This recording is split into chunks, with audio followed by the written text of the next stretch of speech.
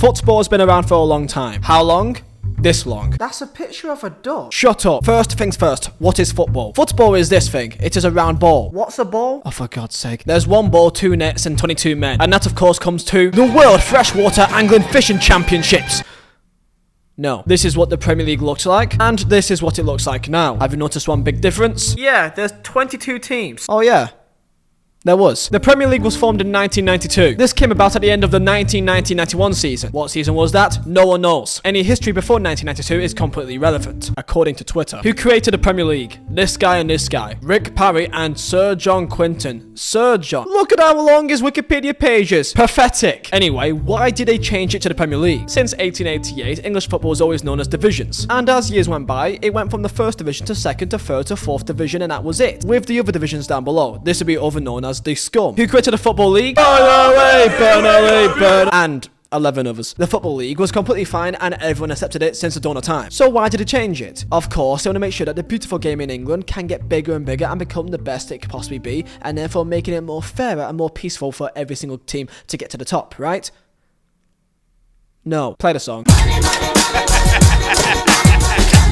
In the later 1980s, there was quite a low point in English football. Many stadiums were deteriorating, supporters injured, poor facilities, and hooliganism was rife in English football. All English clubs were banned from European competition for 5 years, following, of course, the Vizeh Stadium disaster in 1985. And English football was always known as behind Italy, Serie A, and Spain's La Liga in both attendances and revenues, with many of the best English players moving abroad, such as Dennis Law, Kevin Keegan, David Platt, Graham Souness, Paul Ince, Gary Lineker, Les Ferdinand, and Paul Gascoigne. In 1990, with a 5-year ban in European competition lifted, and England reaching a semi-final in the 1990 World Cup, they knew that the time was now to change. English clubs realised that money was very key, and therefore many turned into business ventures, treating a club like a business to maximise revenue. This began with Martin Edwards at Manchester United, Irving Scholar at Tottenham Hotspur, and David Dean at Arsenal. And with this became the most important part of the deal: TV revenue.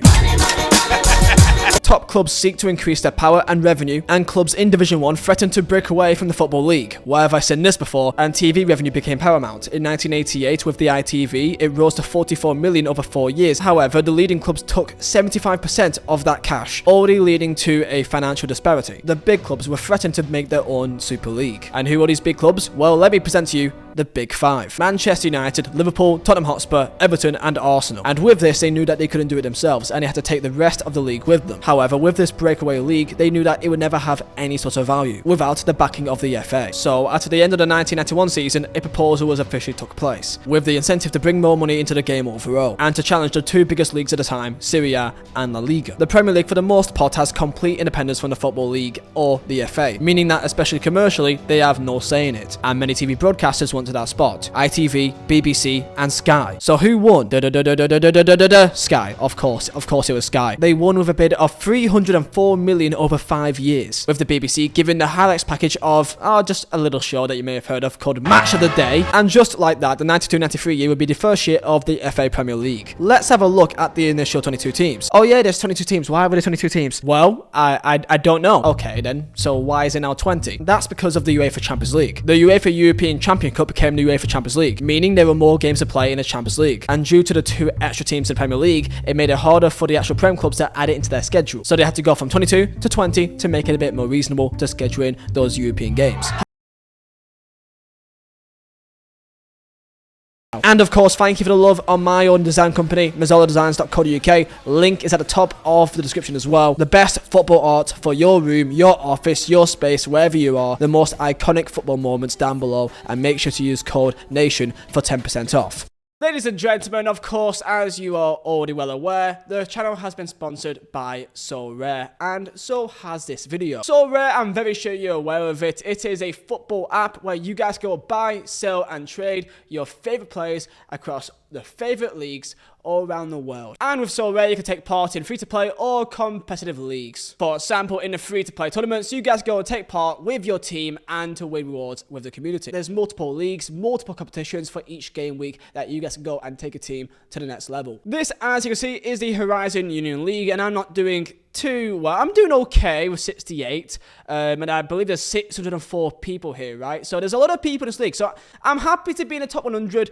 Top of the charts is going to be Ryan Beckers, who's doing very good for himself top. And by the way, You may be like, what do you win for doing this? Because this is my So Rare League, so link is down below, top of the description. Go and join in because you guys can go win some rewards such as 2 Premier League tickets for the top 3. It's some good rewards. So of course I'll register for my next team, and I've got Martinez at Wolves, which they're in good form. I think they do quite well. We've got it's not good. Okay, Ben White has to be. Rodrigo against Leeds at home, easy. And then Ollie Watkins and great. And you know what? Isaac. I'm going to back Isaac this time with the man himself, Harry Kane, who is my limited as well. Captain him. And then that is my team for the weekend. You guys have been really enjoying So Rare, and I've been enjoying it too. And I think that it's a great way to kind of expand out on like fantasy football games, because I play FPL a lot, and this is a much more detailed way to look at it, in my opinion. And I think that it's got a lot of potential. I really do enjoy it. So get involved now. Link is down below, top of the description. Go and join our league at So Rare, because we've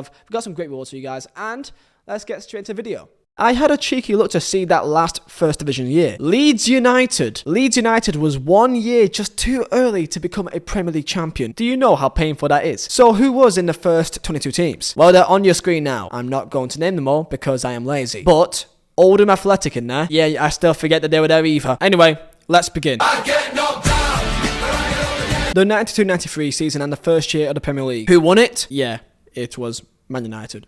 Obviously, that may become a reoccurring theme that you may see quite often here. Second, Aston Villa, and third, Norwich. Going down, Crystal Palace, Middlesbrough, and Nottingham Forest. Top goal scorer, Teddy Sheringham, with 22 goals. Who scored the first goal in Premier League history? A man called Brian Dean for Sheffield United. Put that in your pub quiz. The Players Player of the Year was Paul McGrath, who was a centre-back for Aston Villa. And Young Player of the Year given to Ryan Giggs. He was 19 back then. I mean, saying that, I wasn't even born. Eric Cantona went from Leeds United to Manchester United, and also got the first ever Premier League hat-trick. There were only one manager sacked across the entire season. Only one. Compare that to nowadays, yeah. If you want to know, that's Ian Porterfield at Chelsea, if you are curious. The lowest ever attendance in Premier League history was also in the season, when Wimbledon hosted Everton at Selhurst Park. Why Selhurst Park?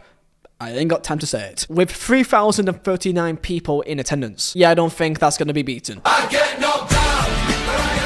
The 93-94 year, guess who won it? It's Man United. And the first season for Sir Alex Ferguson. Well, back then, Alex Ferguson. Going down, Sheffield United, Oldham Athletic, and Swindon Town. Swindon Town conceded 100 goals. Andy Cole at Newcastle United scored 34 goals. With Player of the Year being Eric Cantona and Andy Cole being Young Player of the Year. Top 4 was Man United, Blackburn Rovers, Newcastle United, and also Arsenal. And in this season, the most expensive footballer signed by an English football team. Guess who it is?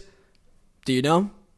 Just give you 5. It's Roy Keane. Roy Keane from Nottingham Forest to Manchester United for 3.75 million. Bargain. Man United went unbeaten for 22 games. I get knocked down.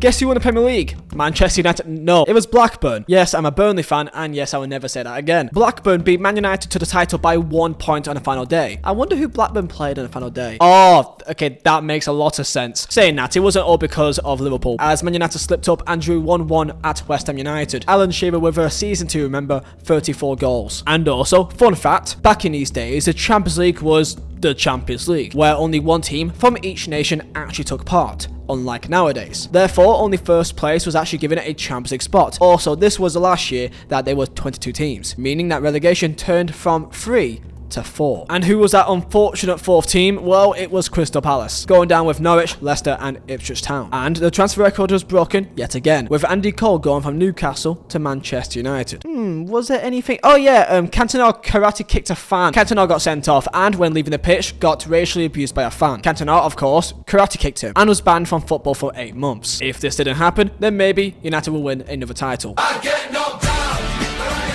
You already know who won the title. Manchester United with a 3rd title yet again. This was the fierce Ferguson v Keegan battle, with Man United and Newcastle fighting off to win the title. And on Boxing Day, Newcastle was 10 points clear at top of the league. And when both sides played again, Eric Cantona gave Man United a 1-0 away win to cut the gap to 1 single point. And fun fact, in case if both clubs tied for first place, the Premier League made preparations for a championship playoff match at Wembley. Imagine if that was a thing. For the final day, Man United led by 2 points, with Newcastle having to beat Tottenham and Middlesbrough to get something against Man United. And United won 3-0.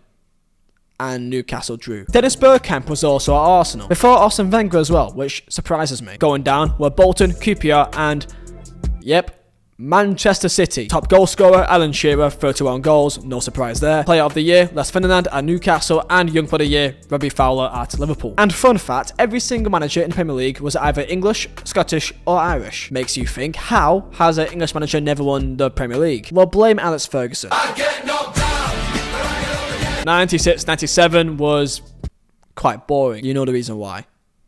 They won it again. Man United won with 75 points, which is by far the lowest points total for a Premier League champion since 1981. Middlesbrough was the story of the season though. Despite spending millions of pounds on players like Emerson, Fabrizio Ravanelli, Blanco and GLN Festa, they were relegated in the final game of the season. However, this wasn't the problem. Middlesbrough was given a 3-point deduction for postponing a fixture against Blackburn Rovers in December. The reason because they had 23 players ill or injured. The club consulted the Premier League saying that they were going to do what they thought was best to protect the integrity of the game and to avoid fielding a team full of teenagers. And the Premier League said no and deducted them 3 points, which meant that Coventry City stayed up ahead of them. This may not seem like a big deal, but back in these days this was a pretty big event. Nottingham Forest were also relegated too, but they're a big club, so I'm sure that we're going to see them again very soon. Okay, maybe not so soon. Ruud Gullit? Yeah, I completely forgot that Ruud Gullit was manager of Chelsea. By the way, Harry Redknapp? Yeah, he's been at West Ham the entire time. He's still there. Top goal scorer? It's Alan Shearer again. Player of the season was Juninho at Middlesbrough, which is crazy considering they went down. And young player of the year being a young lad called David Beckham. Oh yeah, and in this year, there was a new manager at Arsenal. What was his name? Arsene Wenger.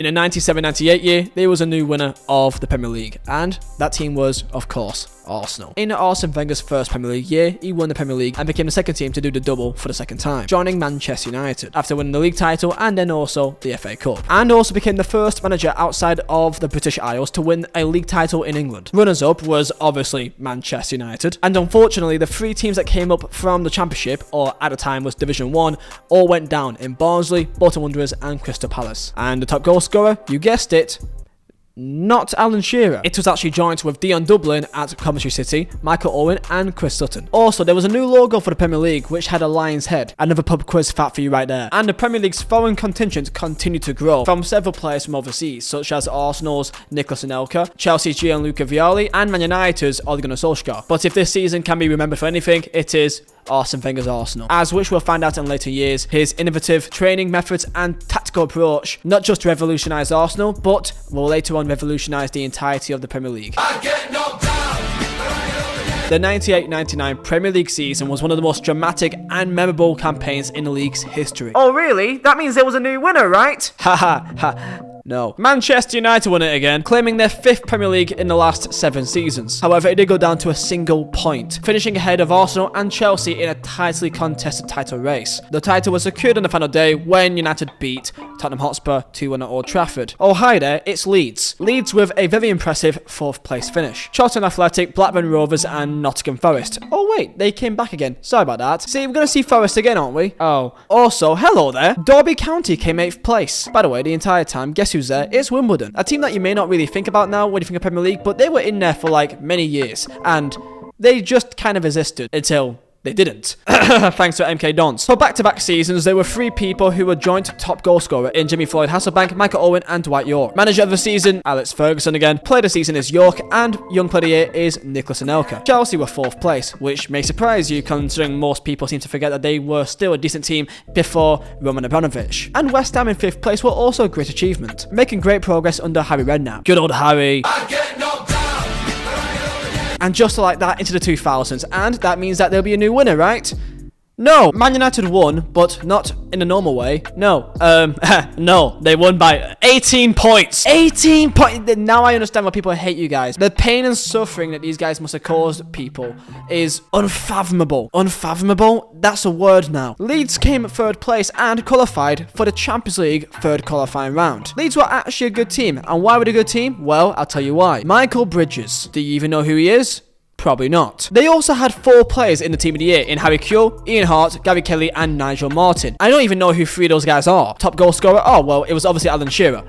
Kevin Phillips? Kevin Phillips scored 30 goals in the Premier League year for Sunderland. Where were Sunderland? 7th place, which is decent actually. The 3 teams go down on Wimbledon, Sheffield Wednesday and Watford with 24 points. Some things never change. Bradford City, considering they were 17th, they qualified for Europe for the Intertoto Cup. Why? I don't know why. I actually don't know how they qualified for it. I'm trying to find it out. Tell me down below. Rude Hullet, by the way, he was manager of Newcastle. Forgot that even happened as well. Some new young players took the Premier League this year, such as some young talents which you may have heard of called Steven Gerrard, Frank Lampard and John Terry. And also Arsenal have become France, with their team becoming stacked with talents such as Patrick Vieira, Nicolas Anelka and a young Frenchman called, what was his name? Thierry Henry. I'm sure that he will not become a problem. Also, big shout out to Norberto Solano at Newcastle, who was at the top of the assist charts with 15 assists, which is pretty good. They won it again. 7th Premier League title in 9 years, finishing ahead of Arsenal and Liverpool. Leeds are 4th, but no one cares. Who's 5th? Ipswich. Ipswich Town was 5th in the Premier League. Remarkable. A lad called Marcus Stewart scored 19 goals for Ipswich. I never knew this even happened. And the manager George Burley won Manager of the Year, which is cute. It's not like Sir Alex hasn't also won enough. Player of the Year was Patrick Vieira and Young Player of the Year was Steven Gerrard. Top goal scorer, Jimmy Floyd Hasselbank with 23 goals for Chelsea. Up the Chelsea. Man City went down again, but back in these days that were not a surprise. Also going down is Coventry City and Bradford City. Get in! Get in there! Come on! Another team has won the Premier League, and that team is, of course, okay, it's Arsenal, but anyone but United at this stage. You think that I'm joking, however, this was actually the mentality of most fans back in this era. And do you know when I said that Ipswich were like 5th? Yeah, they're relegated, but qualified also for the UEFA Cup.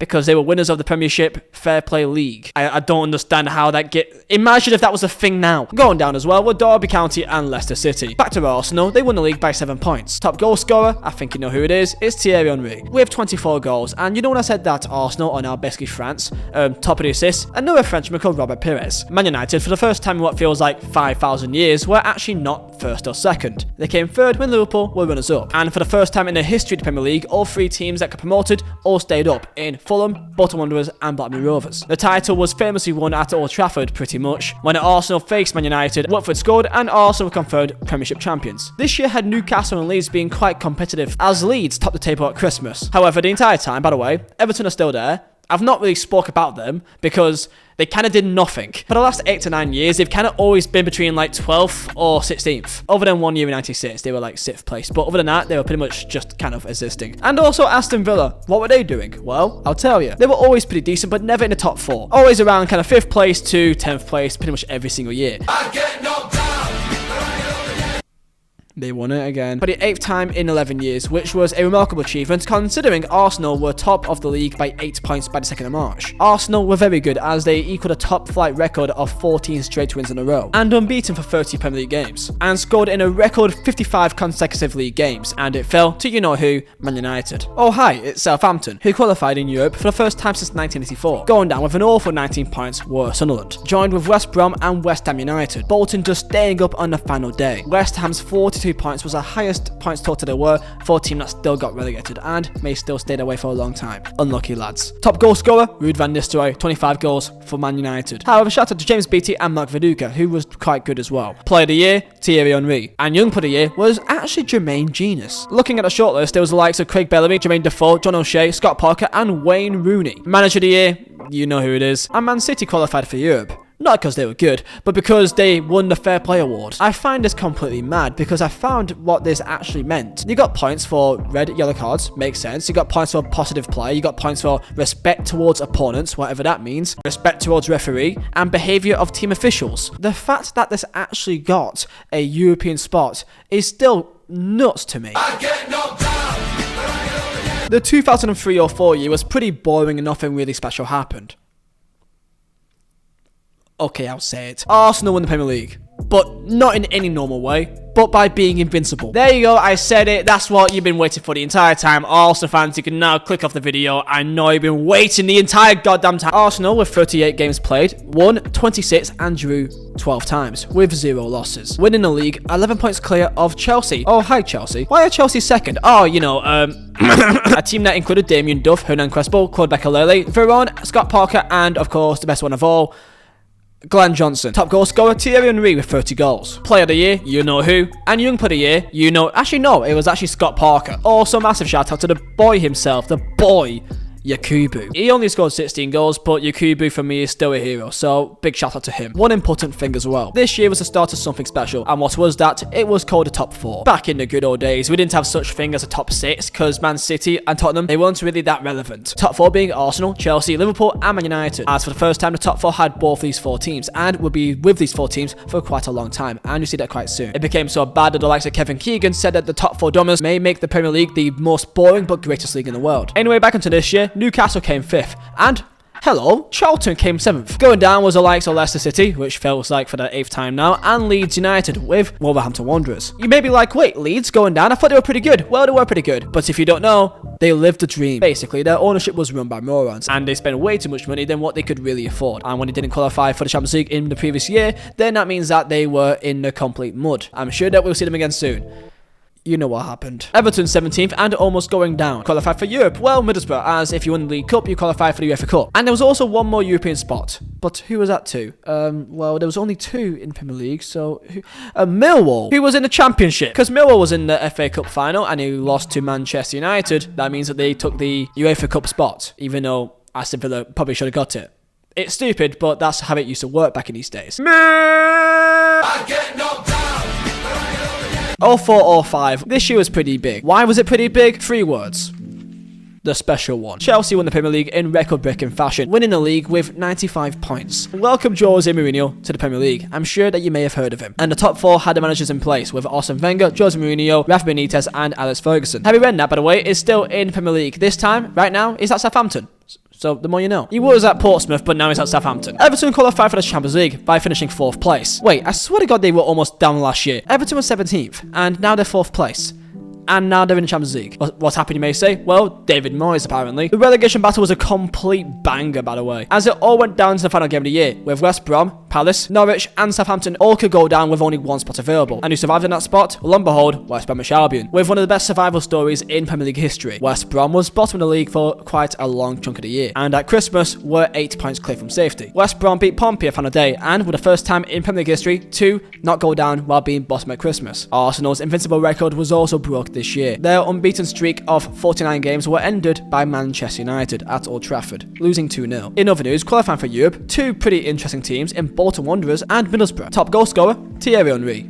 Of course. Player of the year was John Terry, and young player of the year being a young lad at Man United called Wayne Rooney. And also, I didn't mention it, but Chelsea had an incredible record as they only conceded 15 goals the entire year. 15 goals. Conceding only 15 goals is probably going to be the record that would never be beaten.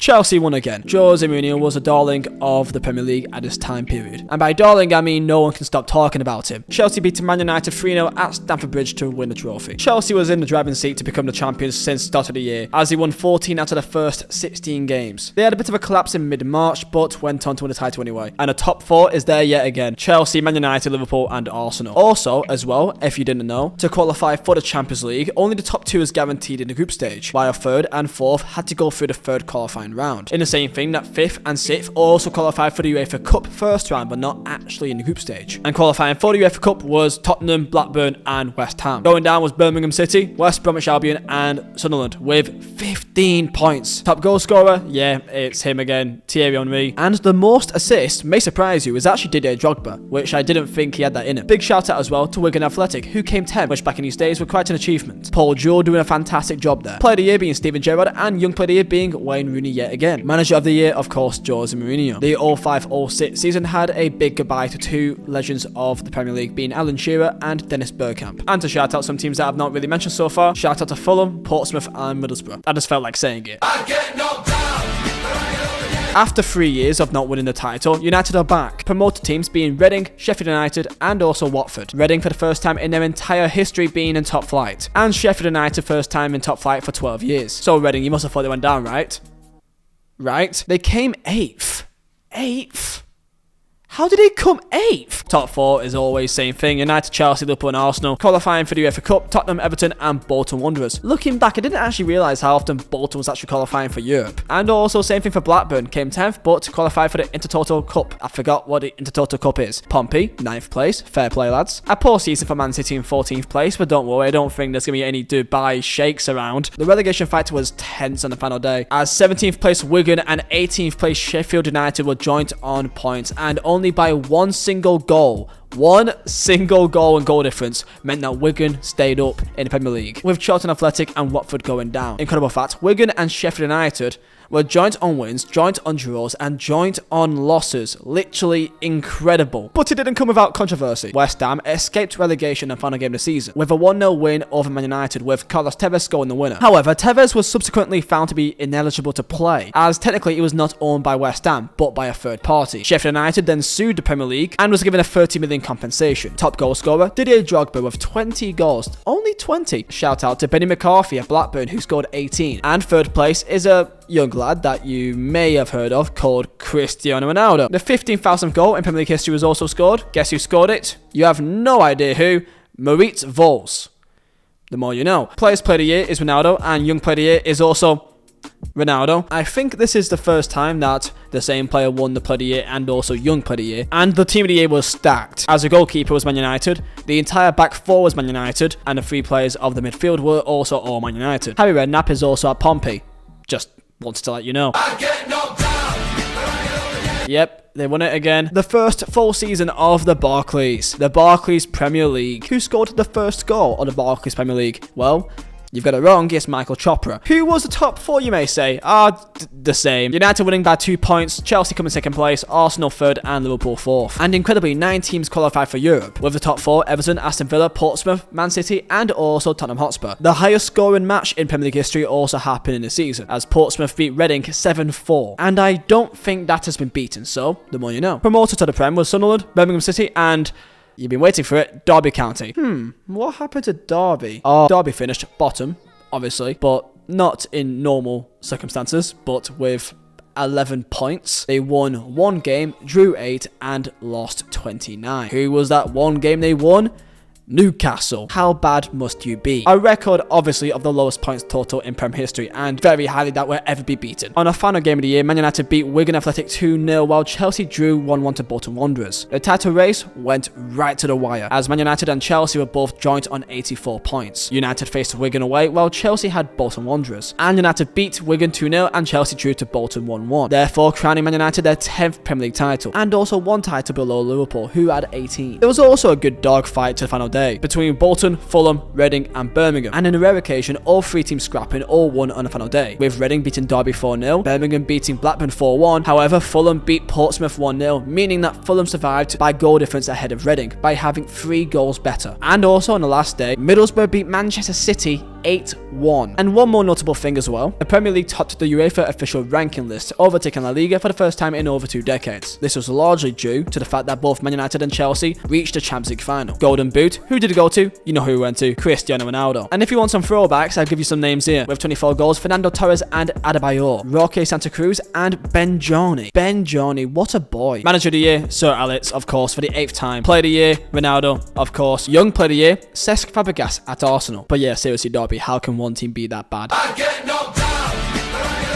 United did it again. United with their 11th Premier League, with a close title fight between them and Liverpool. Despite Liverpool doing a double against United, a series of draws held their campaign, and it went all the way to the penultimate weekend of the season. And in big news that I'm sure will not become a problem is that Man City got took over by Abu Dhabi United Group, transforming Man City to becoming one of the most wealthiest clubs in the world, securing the signing of Fabinho for a British record of £32.5 million. And the top 4, you know who it was, which meant for the 7th time in a row, the top 4 was the same 4 teams. And also the UEFA Cup and the Intertoto Cup were both scrapped and rebranded, meaning that the traditional 5th, 6th or 7th being qualified for Europe is now a much more common thing. Only for the caveat of whoever wins the FA Cup can also get a European spot too. And qualifying for Europe was Everton, Aston Villa and hey, look, it's Fulham. In Man City's first full season since being bought out, they only finished 10th. And who went up to the Prem? West Brom, Stoke City and Hull City. Hull in the Prem for the first time in their entire history. And Stoke City for the first time in 23 years. Oh yeah, by the way, Jose Mourinho was no longer at Chelsea. It was Scolari and then Gus Hiddink. And also big up to Sam Allardyce. That basically in the entire 2000s, he was at Bolton and he was the main reason why they were doing good. I didn't really say that and I felt bad by not saying it. So big up Big Sam. And incredibly, Alan Shearer was now manager of Newcastle. That means they stayed up, right? No. Going down was Newcastle, Middlesbrough, and West Bromwich Albion. Going down to the final game of the season between Borough, Newcastle, Hull, and Sunderland, Middlesbrough lost 2-1 to West Ham, and Newcastle lost 1-0 to Aston Villa, meaning that Hull City and Sunderland stayed up despite both having home defeats. Top goal scorer, they surprised me, but Nicolas Anelka with 19 goals. Second being Ronaldo, and third being Steven Gerrard. PFA Player of the Year being Ryan Giggs, who's been around since the start of this video, and Young Player of the Year being Ashley Young at Aston Villa. And also a big shout out to the incredible 4-4 draw between Arsenal and Liverpool. There's something nostalgic about Arshavin. Harry Redknapp is still there, by the way. He's at Spurs now, so the more you know. And David Moyes is still at Everton since forever. I get knocked down. Man United were on for the quadruple, and fortunately for us all, they just couldn't get over the line. Chelsea dethroning them and doing a double as well, and breaking a record of 103 goals in one season. The race for the title went down to the final game of the season, with Chelsea only 1 point ahead of Man United. Chelsea needed to beat Wigan, and United needed to beat Stoke City. And did Chelsea beat Wigan? Yeah. 8-0. Who was manager? Carlo Ancelotti. I kind of forget that he was at Chelsea. Chelsea was an attacking threat this year, with Didier Drogba having a golden boot of 29 goals and having an average of 2.71 goals per game. And Prem history was also made, with Portsmouth becoming the first club to go to administration whilst being a member of the Premier League, and they were docked 9 points. Who got promoted, you may say? It was Wolves, Birmingham City, and, well, hey, Burnley. Did Burnley stay up? No, Burnley back in the top flight for 33 years, which went well. And was the top 4 the same teams? Well, no, because for the first time in 5 years, a new team broke into it, being Tottenham Hotspur. A famous win for Tottenham Hotspur beating Man City at the Etihad meant that they qualified ahead of them, which was a big deal at the time, and meaning the first time that Tottenham was ever in the Champions League. Qualifying for Europe was City, Aston Villa, and Liverpool. And manager of the year being Harry Redknapp, for the first time in his career, and he's been around for a long time, due to him taking Tottenham Hotspur into top 4. The PFA Player of the Year was Wayne Rooney, and Young Player of the Year being James Milner. And also, just want to mention that Joe Hart from Birmingham City was in PFA Player of the Year, and Richard Dunn from Aston Villa. Fair play, lads. I get knocked down.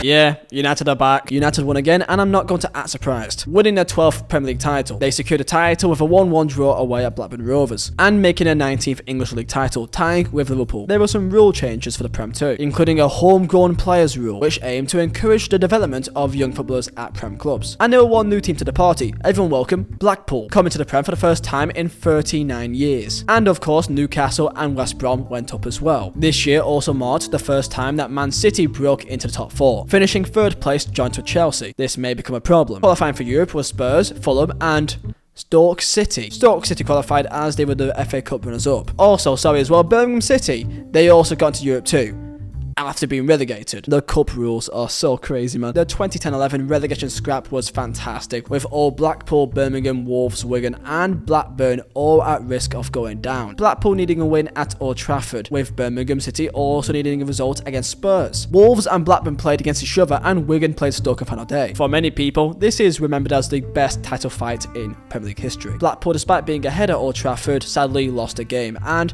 went down. Birmingham City as well went to Spurs with a big ask and also lost and sadly went down. Wigan needing a big win, beat Stoke, meaning that they stayed up. And Wolves lost to Blackburn on final game of the season, but fortunately, due to Birmingham and Blackpool both losing, they survived by the skin of their teeth. Top goal scorer being joint with Berbatov and Carlos Tevez from both United and City. Robin van Persie also enters the frame with 18 goals. Manager of the year is, of course, Sir Alex. PFA Player of the Year being Gareth Bale at Tottenham Hotspur, and Young Player of the Year being Jack Wilshere. And it was a new era for Liverpool as Rafa Benitez left and Roy Hodgson came in, and he lasted about 5 months. I get knocked down.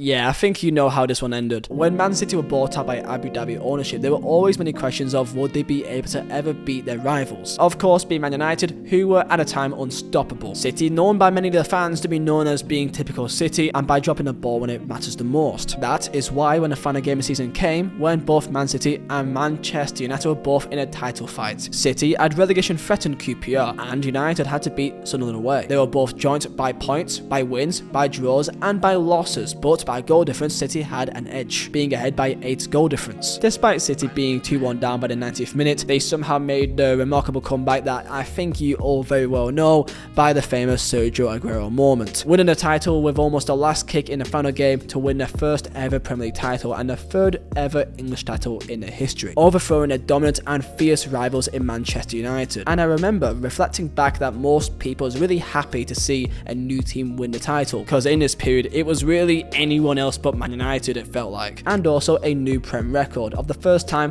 the Premier League was ever won by goal difference. Anyway, going into who went up, the Prem welcomed 2 relatively new sides in QPR and Swansea City alongside the usual Norwich City. Swansea back in the Prem for the first time in 28 years and QPR for the first time in 15. For most of the season, Tottenham was 3rd place and was seemingly always happy to keep top 4. However, with only 4 wins in their last 13 games, they finished a point below Arsenal, which made it all the more painful as even though they finished 4th, they didn't qualify for the Champions League. That is because, of course, in 2011-12, Chelsea won the Champions League, taking that final Champions League spot ahead of Spurs, despite them finishing ahead of them. Qualifying for Europe was Newcastle in 5th and Liverpool in 8th, even though Everton was actually 7th and ahead of Liverpool. This is due to the fact that Liverpool won the League Cup, which, again, to Everton, gotta hurt. The relegation battle was also interesting, with Aston Villa, QPR and Bolton Wanderers all fighting to stay up, while Blackburn Rovers and Wolves were already relegated. And despite QPR losing away to Man City, Bolton can only get a draw at Stoke, meaning they went down as well. That means that the second time in Premier League history, none of the 3 promoted clubs from the Championship got relegated, with Swansea and Norwich finishing 11th and 12th respectively. Top goal scorer is Robin van Persie with 30 goals for Arsenal. I'm sure that he will stay at Arsenal. Absolutely. Manager of the season was Alan Pardew of Newcastle, doing a great job with a 5th place finish. PFA Player of the Year being Robin van Persie, and Young Player of the Year being Kyle Walker at Tottenham Hotspur. A great year for Newcastle as he had the great duo of Demba Ba and Papi Cisse. Nothing but good vibes for the two. Chelsea sacked Carlo Ancelotti and brought in a young manager in Andre Villas-Boas, which then they sacked him and then brought in Roberto Di Matteo, who won the Champions League, which I still find mad. I get knocked down.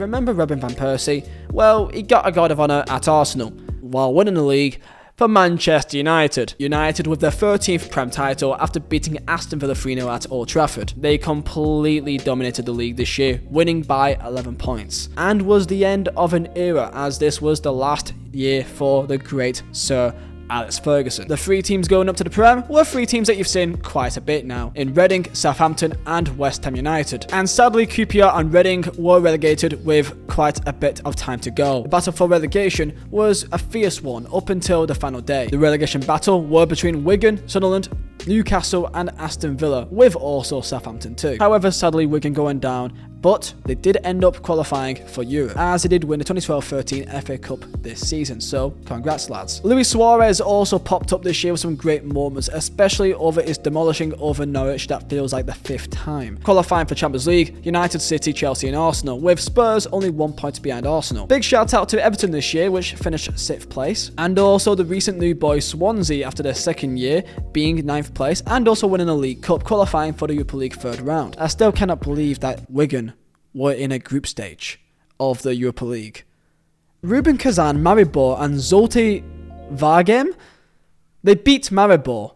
Fair play. Top goal scorer this year, a certain man called Robin van Persie. There were some iconic players popping up this year. One by the name of Christy Benteke at Aston Villa, who was smashing the league this year, and also the GOAT of all GOATs, Michu, scoring 19 goals and 18 goals respectively. Gareth Bale with a fantastic season for Spurs, just missing out on dragging him over the line for the Champions League. Manager of the year, you know who it is, Sir Alex Ferguson, and will be his last one unfortunately, because sadly, as we all know, at the end of this year, he retired from management. Player of the year was Gareth Bale, and Young Player of the Year was Gareth Bale. I wonder if Gareth Bale will stay at Tottenham. I get knocked down. Gareth Bale didn't stay at Tottenham. The 13-14 season had some incredible entertainment, and our main entertainers were going by the name of Liverpool, Man City and Chelsea. This season will always be remembered by 2 certain players, Luis Suarez and Steven Gerrard. Actually, count that 3. Demba Ba. People actually forget that Man City won the league or how they won the league. They probably don't even know how they even won their last game because no one really cares. All of the eyes were on 2 matches, Liverpool v Chelsea and Crystal Palace v Liverpool. With 3 games left to play, Liverpool were 5 points clear of the top, 5 points clear of Chelsea. Man City did have 2 games left in hand. However, even with those 2 wins, they would still be 3 points behind Liverpool. Up came a huge game against Chelsea. After just recently beating Man City at Anfield, confidence were high for the Reds. And of course, in this game, it is the most iconic moment in recent Premier League history, alongside even for me the Aguero moment, is when of course Steven Gerrard slipped at a halfway line and Demba Ba went on through and slotted away past Simon Mignolet. This was perfectly attached with the fact that Steven Gerrard said to his own players, "We must not let this slip now."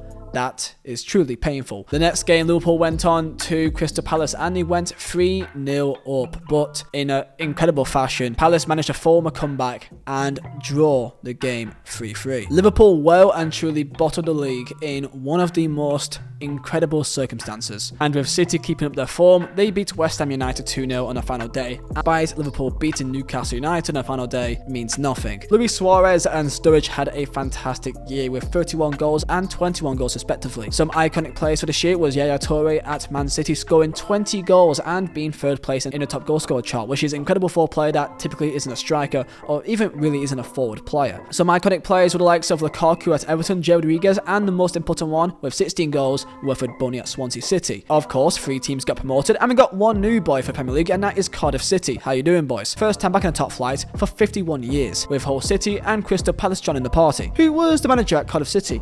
Well, halfway through the year. Yeah, you probably forgot. Ole Gunnar Solskjaer.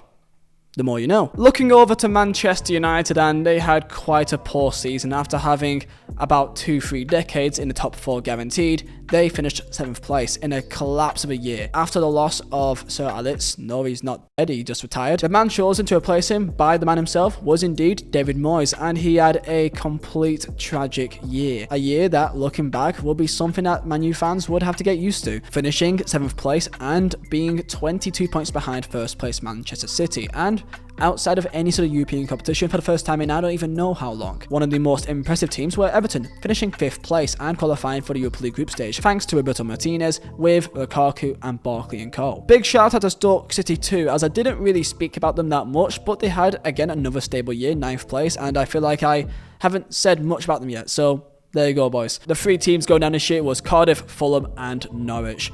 Fulham and Norwich being a common trend of teams that may be going down and up quite often from now on. Manager of the season was the one and only Tony Pulis.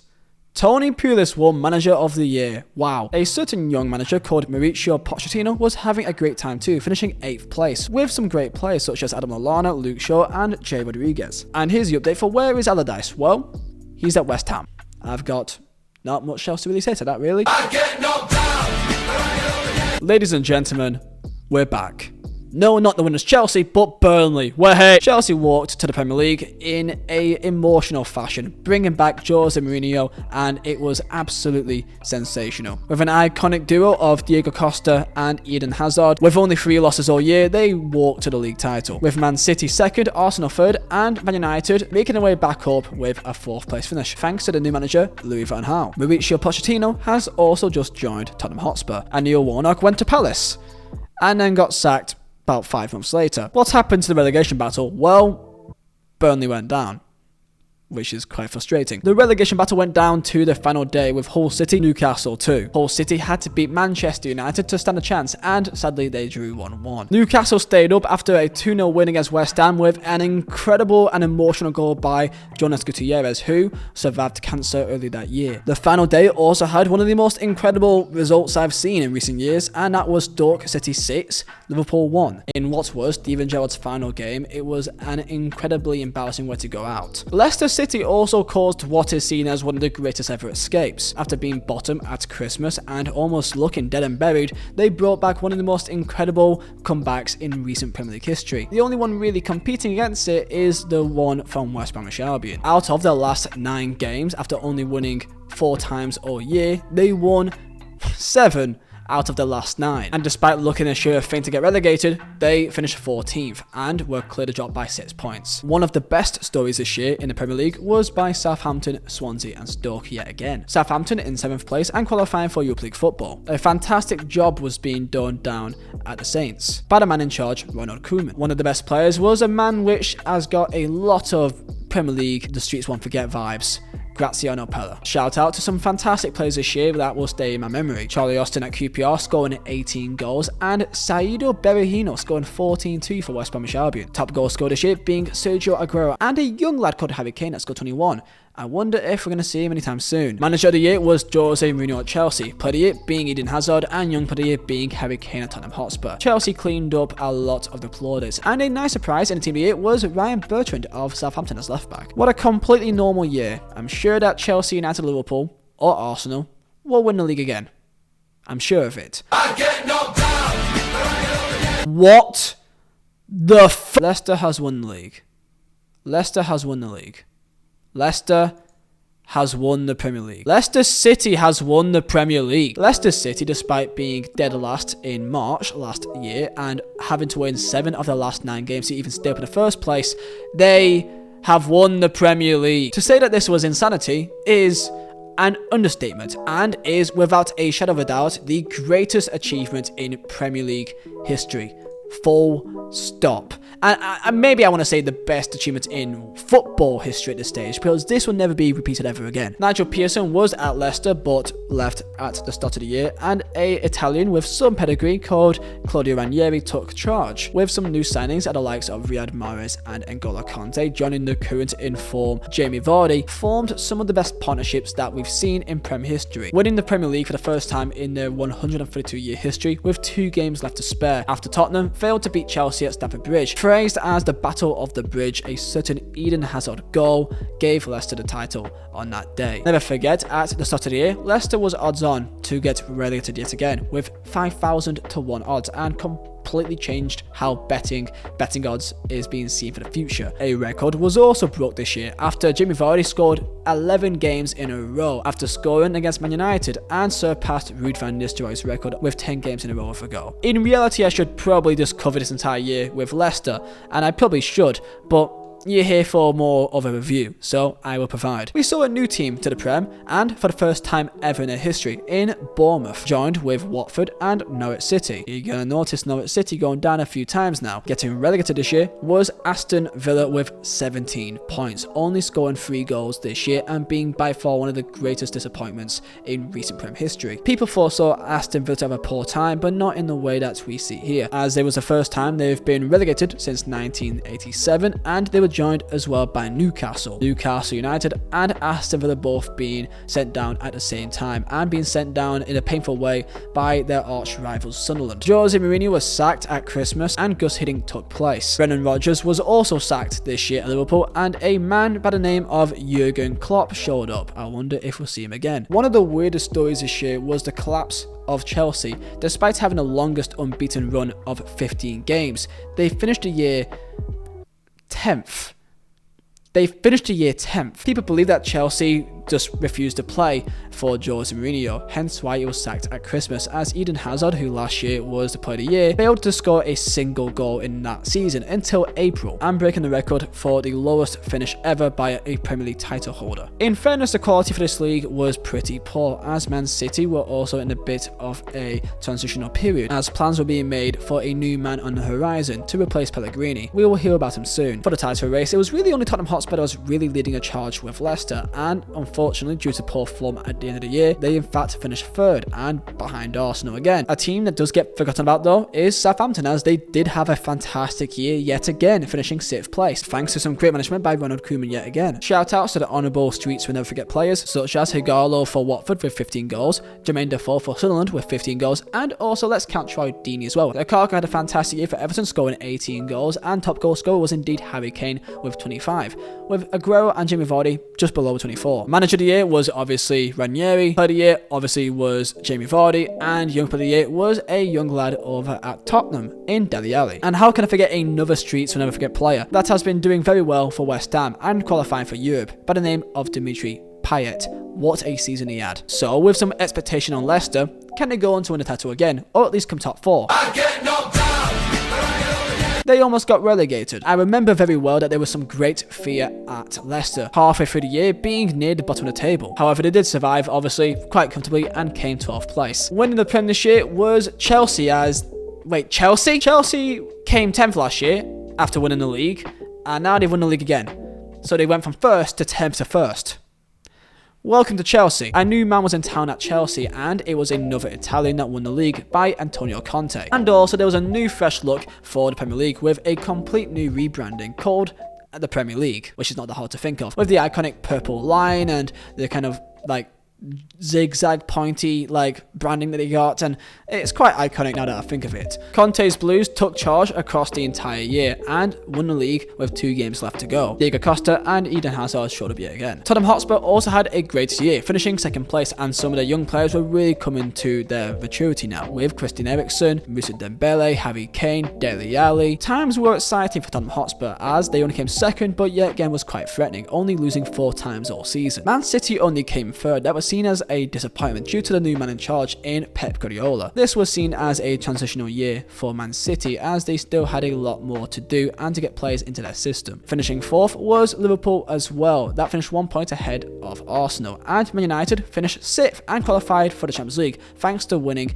the Europa League. The shout out team for this year is most definitely Bournemouth, who finished 9th place. After many teams writing them off yet again due to their size, their great manager Eddie Howe, with a fantastic duo of Josh King and Callum Wilson, dragged them up to 9th place. Who got promoted? Well, I'm glad you asked. Burnley went back up to Premier League, joined with Middlesbrough and Hull City. Burnley and Hull both bouncing straight back up, but Borough back in the Prem for the first time in 7 years. Another big team got the drop, and in disastrous fashion too, with the previous year being Aston Villa and Newcastle. This time it was a turn for Sunderland. After having Sam Allardyce at the start of the year, they brought in David Moyes, and it just was not enough, and finished the year with a whimper, 16 points below the drop. Sunderland were joined with Middlesbrough and Hull City too. Middlesbrough signing some interesting players with Victor Valdez and Negredo with Cranker's side, but just not being able to get goals and win games, and Hull City sadly not being able to survive the drop yet again. But Burnley does survive for the first time since the Premier League's history. Some shout out players for this year was Alexis Sanchez at Arsenal with 24 goals, and Lukaku as well at Everton with 25, and of course Harry Kane won Golden Boot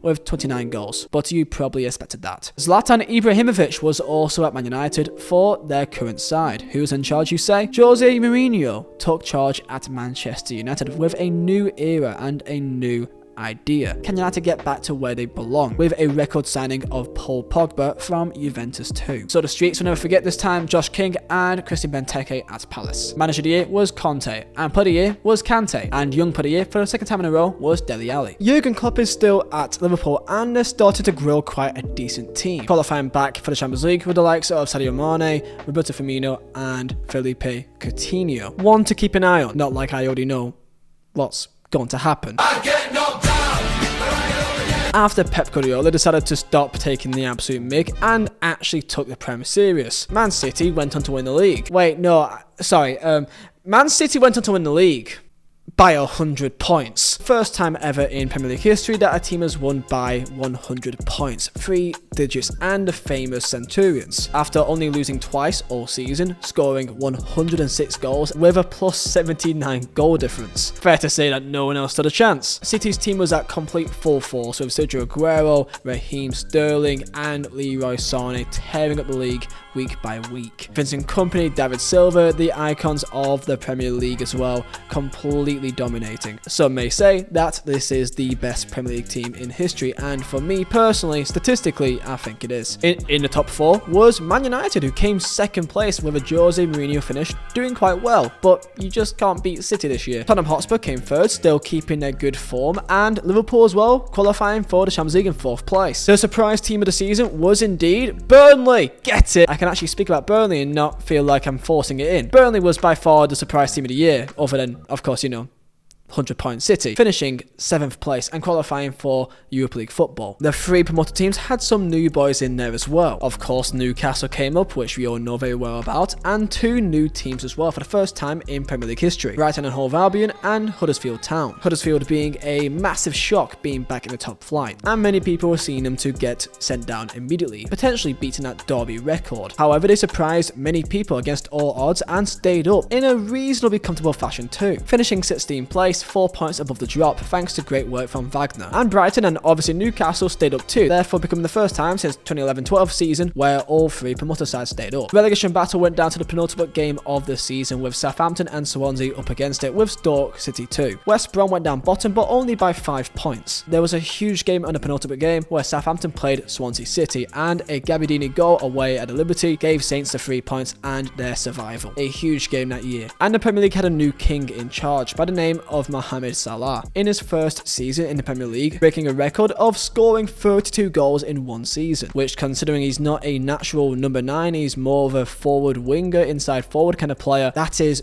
incredible. How he came behind on 30 goals, of course, obviously. Aguero, despite being in a Centurion team, scoring so many goals, only got 21. Some shout outs this year is Vardy with 20 goals, and Glenn Murray, big up, with 12. Manager of the year, Pep Guardiola, and player of the year was indeed Mohamed Salah, with young player of the year being Leroy Sané. And by the way, I've kind of forgot about it, but guess who's still at Arsenal? Yep. Arsene Wenger. Arsene Wenger's been at Arsenal since this entire time almost. An emotional day at the Emirates where Arsenal beat Burnley 5-0 at home to send Arsene Wenger off in some fashion, leading to the end of an era. Oh yeah, by the way, I might as well, these are all of the records that City broke in this season. Most consecutive league wins in 18, equaled record of most consecutive away wins in 11, and of course breaking 100 points as well, with I'm pretty sure also the highest goal difference in Premier League history. So it was a decent team. I get knocked down, but I get up again. For many years, we have been waiting for a proper title fight. Not really since the 2011-12 year have we had a real tight head-to-head battle going down to the final day, and in this scenario going down to the final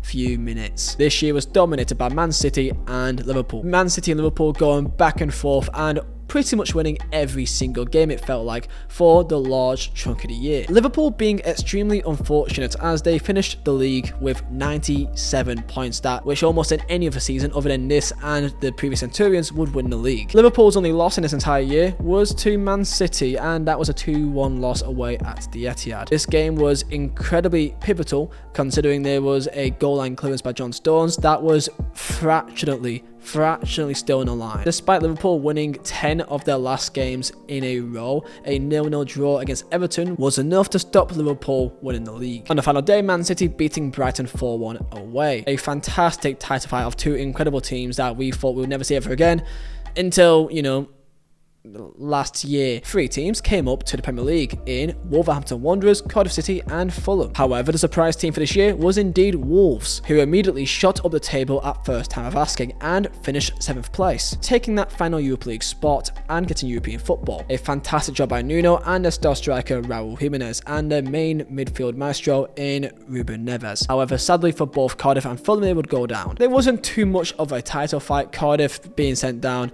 on the second to last game of the year. Huddersfield having a disastrous year and suffering from second season syndrome. From surviving in the first year, incredibly, they couldn't build on it and went down with only 3 wins and 16 points, becoming the second time in Prem history that a team gets relegated in the month of March. In terms of the top 4, Chelsea and Tottenham qualifies for UCL football, with Arsenal only 1 point behind Spurs. United with Jose Mourinho couldn't build on and he got sacked for Ole Gunnar Solskjaer. Speaking of sackings, Conte also left as well, with Sarri being manager for the rest of the year. And a new era over at Arsenal, with Arsene Wenger resigning and Unai Emery taking his place. The Golden Boot was shared across 3 players for the first time in many years, with 22 goals for Pierre-Emerick Aubameyang, Sadio Mane and Mohamed Salah. Some shout-out players this year was Raul Jimenez, Paul Pogba and Gylfi Sigurdsson, with manager of the year being Pep Guardiola and player of the year being Virgil van Dijk, with young player of the year going to Raheem Sterling of Man City. And the team of the year was completely full of Liverpool and City other than 1 player in Paul Pogba. Despite Liverpool Liverpool just narrowly missing out on the title. Their season didn't end in vain as they did go on to win the Champions League, beating Spurs in the final 2-0. I also cannot ignore two tragic events that happened this year too. Firstly, to Vizeh at Leicester City, who perished in a helicopter crash outside the stadium, and also at Cardiff, where Emiliano Sala got lost during his flight over the English Channel and crashed into the sea, sadly losing his life. But I guess to end this with a more positive note, apologies, Liverpool didn't go invincible, so there's that. I get knocked down, but I get up again. The 1920 year is a year that people like to forget quite a bit for two reasons, or actually three reasons. Three massive events happened this year. One was the fact that VAR was first introduced into the Premier League, the video assistant referee that changed a lot of the game. A lot of chaos happened in this year and a lot of mistakes too. Number two, of course, in 1920 was obviously the pandemic, where the season was halted over 3 months on the 13th of March 2020, resuming on the 17th of June and coming back on the 26th of July. And third is the fact that Liverpool won their first Premier League title since its creation and became all in all their 19th English title in their history. They also broke some records, including the earliest title win with 7 games to spare, and the biggest points lead at any time with 25, with also the most consecutive home wins, which was 24. In the top 4 was Man United and Chelsea, with Leicester dropping out and Leicester being a surprise team this year, being in the top 4 for a large chunk of the year, but ended with disastrous form and dropping out on the final few games. This year also had 2 very important campaigns, one being the Black Lives Matter campaign and the other being the NHS Tribute, where many of the teams had a NHS Tribute badge for the second half of the season. The relegation battle this year was fierce, but we need to know who went up in the first place. The 3 teams going up was Norwich City, Sheffield United and Aston Villa. Aston Villa finally coming back to the Premier League after 3 years, while Sheffield United came back for the first time in 12. Norwich went down convincingly and wasn't really in a fight whatsoever. However, the fight for relegation was between Watford, Bournemouth and Aston Villa, going down to the final day. Only 1 point separating all 3 teams, and Aston Villa staying up by a single point. Watford had to beat Arsenal away and they lost 3-2, with Aston Villa drawing 1-1 against West Ham, and that secured their survival. The surprise package this year alongside Leicester was Sheffield United, finishing the season in 9th place, which was impressive again for a newly promoted side, and Wolves yet again impressing also, still finishing in 7th place. Top goal scorer this year was Jamie Vardy, who came back to form, scoring 23 goals, and one of the most iconic players in this year was Danny Ings, scoring 22 goals for Southampton. Manager of the year was of course Jurgen Klopp, and player of the year being Kevin De Bruyne despite Liverpool's dominance, and young player of the year being Trent Alexander-Arnold, as Burnley finished 10th place. I had to say it. I get knocked down, but I get up again. In the 2021 year, City won the league apparently, but it never happened. This year never happened. Nothing from the season happened, and Fulham, West Brom and Sheffield United went down. I'm not going to say anything else because I'm convinced this season never happened. If you do want some memorable games from this year, we've got United 9, Southampton 0, Aston Villa 7, Liverpool 2. But as I said, right, this never happened. I get knocked down, but I get up again. And we have now finally made it to the last Premier League season, or the last completed season. I have no idea how long this video is, but I'm pretty sure it's like over an hour long now. We had a fantastic year this year. Similar to the 18-19 year, we got treated by Liverpool and Manchester City. Man City were 13 points clear at the top of the table, and Liverpool kept their form up, winning 10 games in a row. The wins were relentless, and it just wouldn't stop going, cutting their 13-point lead to a single point ahead of their meeting at the Etihad on the 10th of April, and it led to a 2-2 draw, a huge game of the season. It all went down to the final day, where Liverpool had Wolves at home and City had Aston Villa at home. Both teams were in incredible form and nothing was stopping them. Liverpool did their job and won their game, and all eyes was at the Etihad, where Aston Villa were 2-0 up in the second half, thanks to goals from Matty Cash and Felipe Coutinho. However, late in the second half, Man City pulled an incredible comeback. In the last 50 minutes, Gundogan, Rodri and Gundogan again scored 3 goals in a matter of 5 minutes, going on to win the game and to win the league in one of the most dramatic ways imaginable. A comeback in 5 minutes completed. Liverpool yet again finishing behind City by a single point. However, the fight for top 4 was quite tasty between Tottenham Hotspur and Arsenal. Arsenal was in 4th 4th place and had the main dominance. However, they still had to play against Tottenham in North London derby and Newcastle away, and sadly in both these games they both lost. Spurs overtook Arsenal and claimed the top 4 spot. The story of Man United this year was by one player in Cristiano Ronaldo, returning back to his home where he made his name in his career, and it was a relatively okay season for United, finishing in an okay 6th place. While Oli went in November, Ralph Rangnick came over as manager for the rest of the year. West Ham being pretty good yet again, qualifying for the Europa League conference in 7th place. Looking down to the relegation battle, and it went down to the final day. There was real threat for teams like Everton, Leeds to go down, and they were up against it with Burnley. Norwich and Watford both were pretty poor throughout the entire year, and both were confirmed to go down with many games available. All eyes was on Burnley, Leeds and Everton. Everton went on a fantastic run in the final few games of the year, beating the likes of Chelsea at home and Manchester United, and securing a comeback on a penultimate game against Crystal Palace, and that confirmed their safety. Burnley and Leeds went to the final day level on 35 points. Burnley have to beat Newcastle at home and Leeds having to beat Brentford away. Burnley had the home advantage and also had goal difference too, so as long as they equal Leeds, they would stay up. But sadly, it did not go to plan for Burnley as they fell 2-0 down. Leeds going 1-0 up, then equalising 1-1, and then a winner by Jack Harrison in at a time secured survival for Leeds United, as Burnley went on to lose at home to Newcastle 2-1. And also Sean Dyche got sacked too,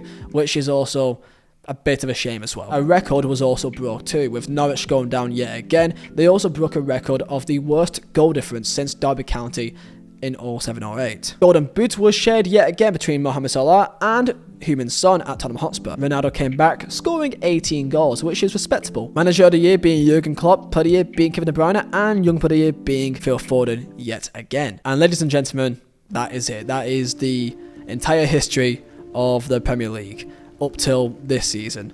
And if you really want to know about this year, City will win the league probably. Arsenal came back with an actual title fight, and they probably won't win it. Going down as of right now, it's looking like it will be Southampton, but they could be joined by a multitude of teams and some big teams too in Everton, Forest, Leeds and Leicester. Oh yeah, Forest now here now, so welcome them back to the Prem. The top 4 will be also entering a new team in Newcastle, and Newcastle have all but confirmed their spot in the Champions League. There you go, boys. Thank you for the support. Thank you very much. Be sure to subscribe to the channel, I would say, for more videos like this, but I don't know if I can be bothered to make another one, honestly. Smash the like button. Let's try to hit 5,000 likes. 5,000 likes, okay? You can do it. 5k. This is a long video. I know that we can do it. And yeah, boys, I'm going to go to bed or something. Enjoy your day, lads. See ya.